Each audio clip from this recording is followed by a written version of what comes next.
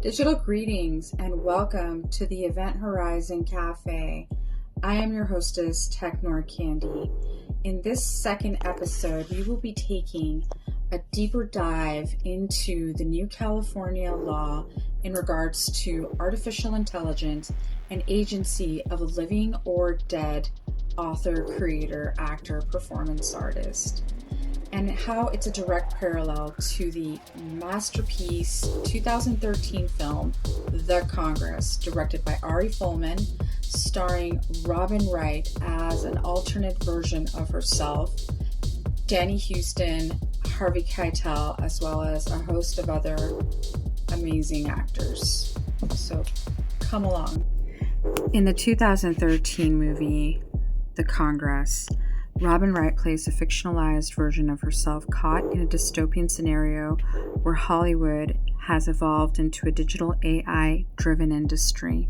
Her journey into selling her likeness for digital reproduction is a central plot point that serves as a critique for the entertainment industry's commodification of actors and performance artists, raising questions about identity, agency, and technology's influence and overreach on human creativity.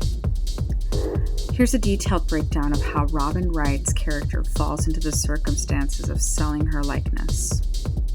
At the start of the film, Robin Wright is portrayed as an aging actress whose career is in decline. She is offered fewer and fewer roles, and her reputation is somehow tarnished due to the poor career choices in her past. Robin Wright lives with her two children, one of whom, her son Aaron, suffers from a degenerative disease that affects his hearing and sight, which becomes a major plot point of her emotional struggle throughout the film. Faced with the uncertainty of her acting career and the financial pressures of caring for her son, Wright is approached by Miramount Studios, a blend of real-world studios, Miramount, and Paramount, with a radical offer.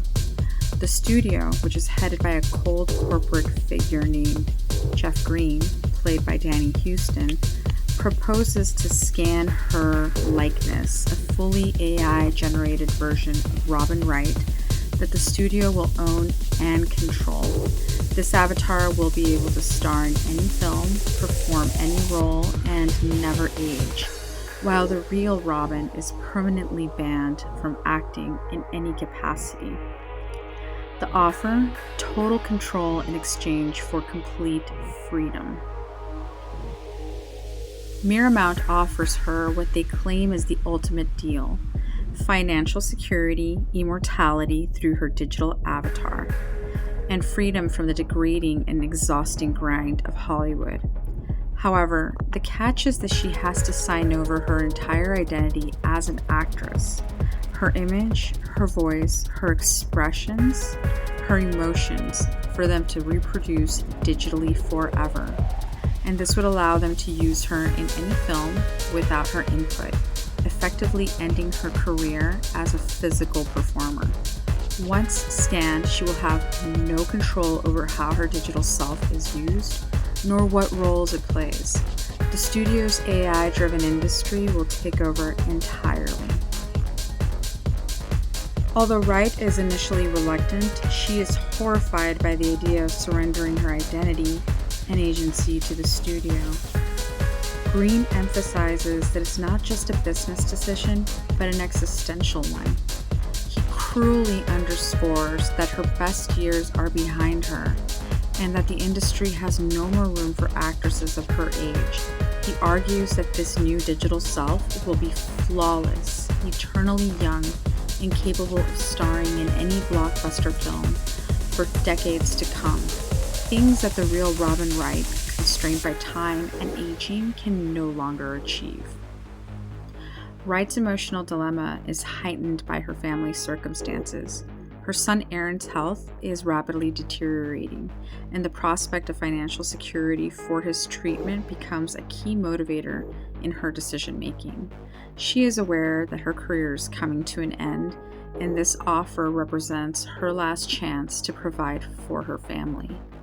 Wright's inner conflict revolves around the idea of selling her identity for commercial purposes versus retaining her personal and creative freedom. The pressure from the studio, her aging career, and her son's condition all come to a head, converging and pushing her forward to accepting the offer. In the moment that she signs her likeness, Robin Wright agrees to the deal, attending an elaborate and clinical scanning session where every detail of her body, facial expressions, and voice is captured. This scene is emotionally charged as Wright realizes that the finality of the process, the studio records her responses to a variety of emotional prompts: laughter, tears, anger, capturing every nuance of her being.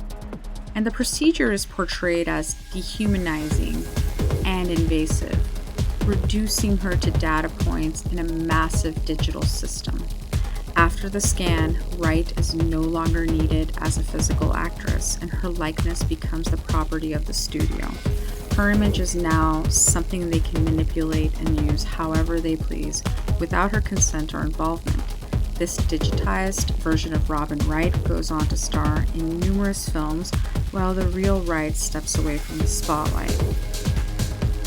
The film takes a surreal turn in its second half, where the story jumps 20 years into the future. The entertainment industry has evolved into even further world dominated by digital avatars and hallucinatory substance that allows people to live in a fantasy reality where people are consumed by celebrity essence. It's an animated reality, and they transform themselves into any character or person or caricature that they desire.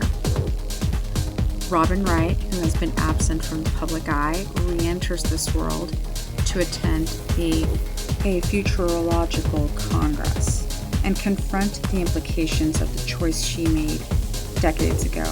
And by this point, humanity has fully embraced a world where reality and identity are fluid, controlled by digital and chemical means.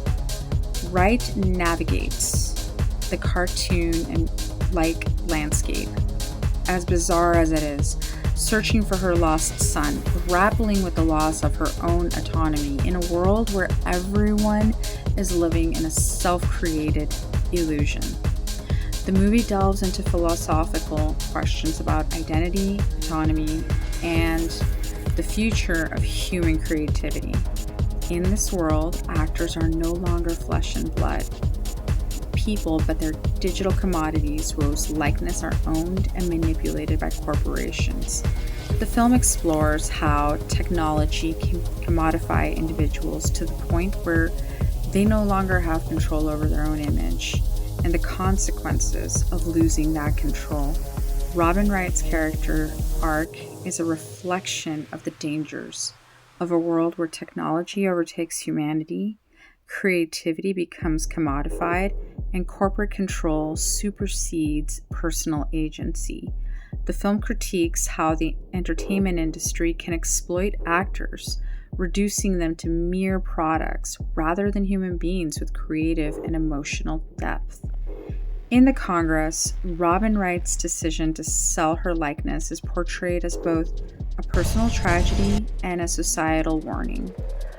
Her story serves as an allegory for the broader concerns of artificial intelligence and digital replication in entertainment. Well, in a world where technology is blurring the lines between reality and fiction, how do we protect the authenticity of human creativity? This is the scenario we are going to